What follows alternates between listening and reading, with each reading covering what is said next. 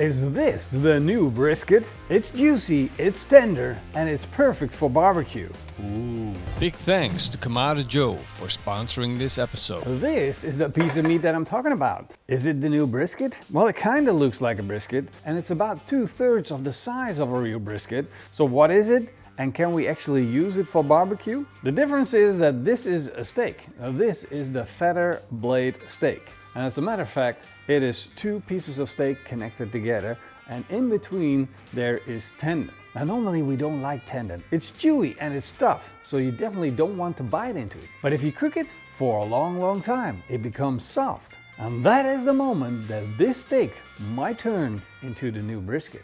Let's find out if that really works. And before I prepare the feather blade, I'm going to fire up the Kamado Joe connector. Thank you very much. First I'm going to put in some big block charcoal, a chunk of smoked wood, put the heat deflectors in, grill grates in, close the lid, switch the barbecue on, hit the ignition button and set the temperature to smoke at a temperature of 225 degrees Fahrenheit, which is about 110 in Celsius. And then it just tells me to keep the bottom vent closed and open the top vent all the way. And with the barbecue prepared, it's now time to focus on this beautiful piece of meat. I'm just inspecting it for what is still on here that I need to take off. For instance, this little bit of silver skin that can go. For the rest, the bottom looks pretty good. I'm going to inspect the top, and you can see that we have a big fat cap laying on top of this beautiful feather blade steak. I'm going to shave some of that fat off because I want to be left with a thin layer of fat. You see, when the fat doesn't render down, it's going to become very chunky and not very enjoyable to eat. Now, since I don't want to take everything off and I want to make it part of the eating experience, I want to render it down as much as possible. And therefore, I'm going to carve into it. And I'm actually not worried about carving into the meat, that's fine. I have to go through the fat and through the tendon to make sure that the seasoning will hit the meat. Now the fat cap side I'm going to season with the Change Texas seasoning. I want salt on the fat and I want it to penetrate into the meat. The salt is going to help the fat to render down and it's going to draw out most of the moisture that sits in the fat, making it soft and crispy. Now first layer I'm going to rub in, get as much seasoning in as I can, make sure it goes into the meat as well, and the second layer goes on top. Look at that. That to me looks absolutely perfect. The meat side is a different story because on the meat side I want to build up a bark that is a little bit different. And I think it's going to be very interesting to have a different style of seasoning on one side than on the other side. So I'm going to put on some mustard. Personally, it's my favorite binder. It gives off a very distinct color and a distinct flavor. You can also adjust the amount of flavor it gives off by putting on more or less. And then I'm going to follow it up with the Pitmaster's beef seasoning to build up a bark together. Oh, look at this thing. It's absolutely beautiful.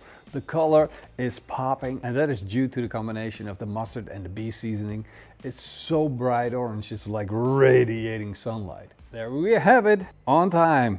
The beep of the Kamado Joe. It tells me to close the swivel and press the button. So let's do exactly that. Now it says to open it slightly, so let's do that. And now the temperature is under control. We're currently running at exactly 225 degrees Fahrenheit. This machine is barbecue magic for sure. Let's put the feather blade on the barbecue, fat cap pointing down. I'm going to stick in a thermometer so I can keep that temperature in check. And now we're going to go for a long smoke. I need a beautiful bark on this feather blade. We've been running for almost 5 hours, almost. But more importantly, the temperature. Look.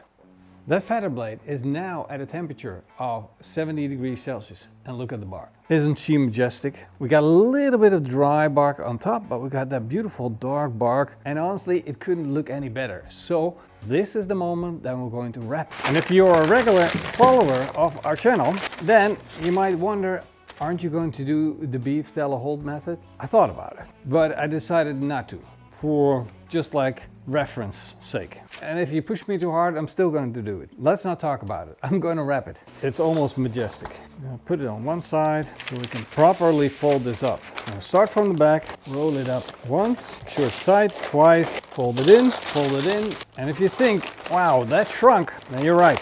A tendon that sits in the middle, it shrinks harder than meat does. Incredibly hard. I'm making things nice and tight. Look at that. Fold it over. The perfect package that can go back on the barbecue.